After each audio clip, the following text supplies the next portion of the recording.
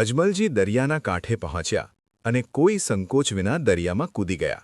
ત્યાં ભગવાન દ્વારકાધીશે પોતાની લીલા પ્રગટ કરી અને ક્ષણમાં જ એક સોનાની નગરી પ્રગટ થઈ. નગરના સિંહદ્વારે એક પનિહારી પાણી ભરતી હતી. અજમલજીએ તેને પૂછ્યું, બહેન, આ નગરીનું નામ શું છે? તેણે જવાબ આપ્યો, આ દ્વારામતી નગરી છે, જેને દ્વારકા કહેવાય છે. સોનાની નગરી જોઈને અજમલજી મંત્રમુગ્ધ બની ગયા. આગળ વધીને તેઓ રાજમહેલના દ્વારે પહોંચ્યા.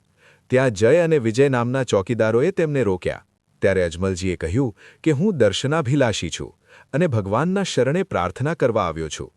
દ્વારપાલોએ જઈને આ વાત ભગવાન શ્રી કૃષ્ણને કરી. કૃષ્ણ ભગવાને કહ્યું, તેને અંદર લઈ આવો. ત્યારબાદ અજમલજી હિંડોળા પર બિરાજમાન ભગવાન રણછોડરાયના દર્શન કરવા પહોંચ્યા. ભગવાને પ્રસન્નતાથી તેમનું સ્વાગત કર્યું.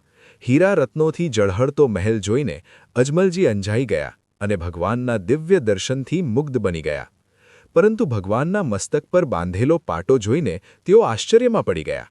અજમલજીએ પૂછ્યું, પ્રભુ, આપ મસ્તક પર પાટો શા માટે બાંધ્યો છે? ત્રિલોકનાથ, આપને પણ અંગપીડાથી માથે પાટાપીડી કરવી પડે એ જોઈને આશ્ચર્યચકિત થઈ ગયો છું. ત્યારે ભગવાને કહ્યું, આજે એક મારો ભક્ત આવ્યો હતો અને તેણે ભક્તિમાં ભાવાવેશથી મને લાડુ અને દૂધની જારીનો ઘા કર્યો, તેથી મારે પાટો બાંધવો પડ્યો છે. આ વાત સાંભળતા જ અજમલજી ધ્રુજવા લાગ્યા. તેમને સમજાઈ ગયું કે તે ભક્ત તેઓ પોતે જ હતા. હવે જે ઈચ્છા લઈને આવ્યા હતા તે કેવી રીતે વ્યક્ત કરવી તે વિચારી તેઓ નિશબ્દ બની ગયા. આગળની કહાણી હવે આપણે નેક્સ્ટ પાર્ટમાં કવર કરીશું.